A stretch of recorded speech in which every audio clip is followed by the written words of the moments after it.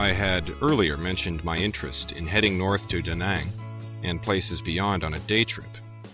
Fortunately, my new friends, Anne and Jerry, offered to show me the way. So, after renting a bike for $4 and strapping on a borrowed helmet, we all left Hoi An and took the coast road north. 1, 2, 3, 4. The bike was small, the shifting jerky. I hadn't ridden one in 16 years, and Anne, well, you can see, she had a little trouble with the camera. But only after about 15 minutes of driving, we came to our first stop, a peculiar cluster of jagged hills known as the Marble Mountains. And around them were a plethora of carvers and shops selling sculptures of all sorts. Oh, now I know where Darcy Bustle came from.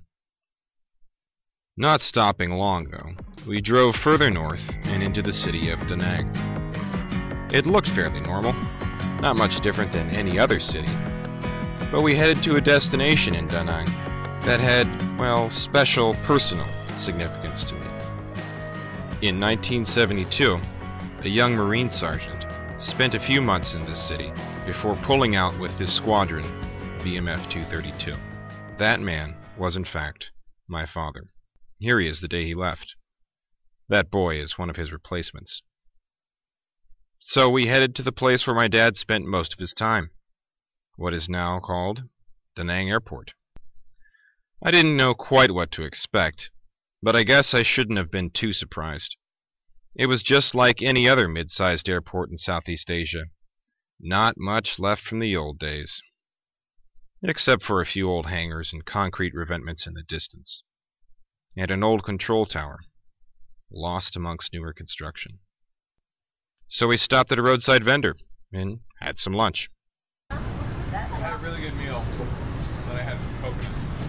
And I'm going to try to stuff this down. There's no way I can eat a full coconut. I'll see what I can do. To me, Da Nang seemed to be the best representation of today's Vietnam, of any city I'd yet seen. What's more, it had another thing which my father had told me about. China Beach. Well, actually, the beach runs about 30 kilometers from Monkey Mountain to Hoi An, but we weren't exactly sure which part was the famed R&R destination of the American servicemen all those years ago. Somewhere around here.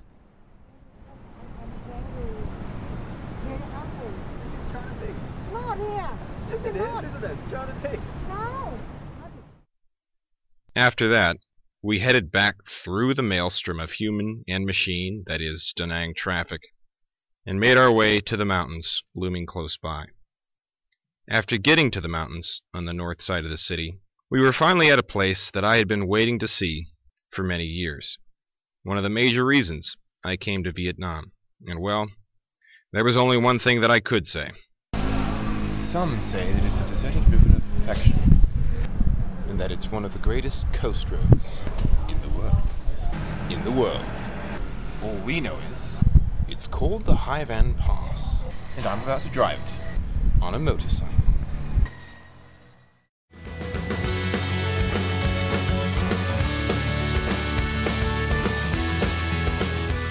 The climb began immediately from the coast, steep enough to make it interesting, but not enough to make it slow. The road was varied in grade, and the curves opened up to new vistas, making every turn a new experience. By this time, I was comfortable enough with the bike, and as the road went on, I really began to thrash it.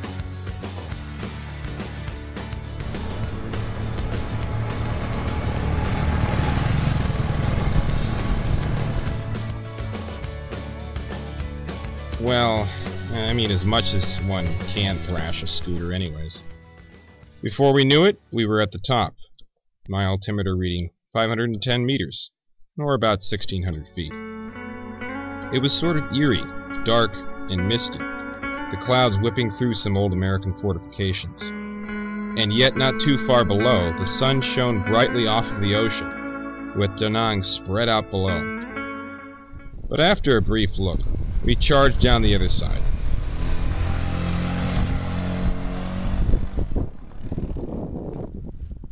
And found a little path to a village on the beach, where we met a young girl. Your win. My name is Oh, hi, I'm Caleb. Mày tôi. I buy 27. 11. 11. 5.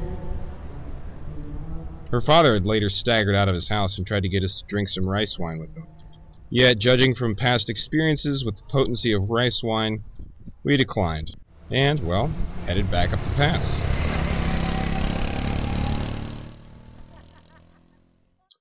Truly, as far as roads go, the Hải Vân Pass is one of the best I've ever been on. It's close to the nearby cities of Da Nang and Hoi An. It's a coastal road and a mountain road at the same time. And it's challenging enough to excite, but not treacherous enough to induce fright. Definitely all that I had hoped for. On the way back, Anne still wanted us to try to find the famed China Beach. We did find a beach, but we found out that China Beach actually was about 2 kilometers north of us, surrounded by big resorts which required you to pay to eat on the beach. Well, I mean, after all, a beach near Da Nang is a beach near Da Nang, isn't it? And I'm sure if I told my dad that I had found China Beach, he wouldn't know the difference, right? Be that as it may, my name is Caleb, and this is Da Nang. What a place.